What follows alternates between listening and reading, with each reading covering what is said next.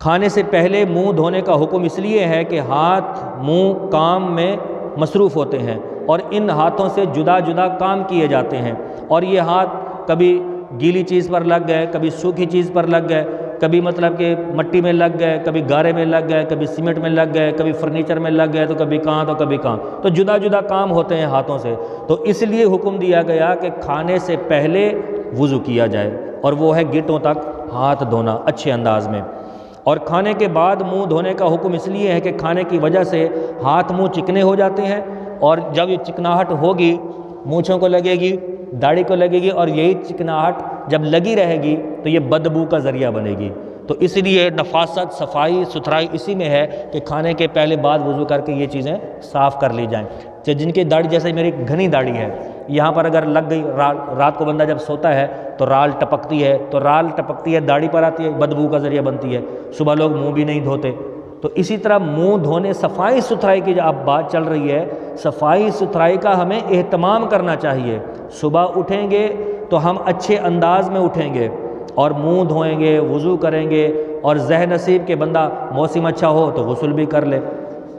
کھانا کھا کر کلی کرنے والا دانتوں کے امراض سے محفوظ بھی رہتا ہے،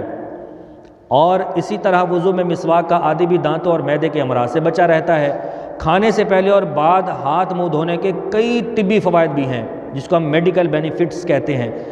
چنانچہ ماہرین کا کہنا ہے کہ پیٹ کے جراثیم زیادہ تر کھانے پینے کے دوران انسانی جسم میں داخل ہو جاتے ہیں۔ ہاتھ منہ نہ دھونے کی وجہ سے جلدی امراض، جو سکن کے جو امراض ہیں، وہ پیٹ کے امراض اور دیگر بیماریاں لاحق ہو سکتی ہیں۔ یعنی ہاتھ منہ نہ دھونے کی وجہ سے جلدی امراض، پیٹ کے امراض اور دیگر بیماریاں لاحق ہو سکتی ہیں۔ بعض اوقات دوسرے مریضوں کے تھوکنے، چھینکنے اور کھانسنے کی وجہ سے بھی بیماریوں کے جراثیم ہمارے ہاتھوں پر لگ جاتے ہیں۔ کھانے سے پہلے اچھی طرح ہاتھ منہ دھونے سے ان سے بچاؤ ہو سکتا ہے۔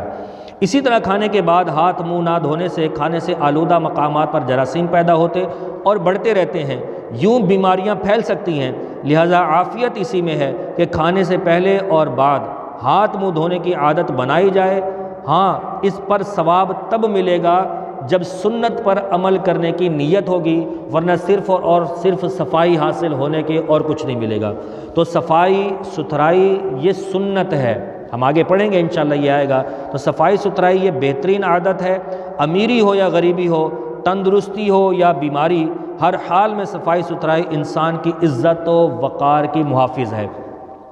دین اسلام نے جہاں انسان کو کفر و شرک کی نجاستوں سے پاک کر کے عزت و بلندی عطا کی ہے، وہیں ظاہری پاکیزگی، صفائی ستھرائی کی اعلیٰ تعلیمات کے ذریعے انسانیت کا وقار بلند کیا ہے۔ بدن کی پاکیزگی ہو یا لباس کی صفائی ہو، ظاہری شکل و صورت کی عمدگی ہو یا طور طریقے کی اچھائی، مکان اور ساز و سامان کی بہتری ہو یا سواری کی دھلائی ہو، الغرض ہر چیز کو صاف ستھرا رکھنے کی دین اسلام میں تعلیم اور ترغیب دی گئی ہے۔ خود ہمارے پیارے آقا مدینے والے مصطفیٰ صلی اللہ تعالیٰ علیہ وآلہ وسلم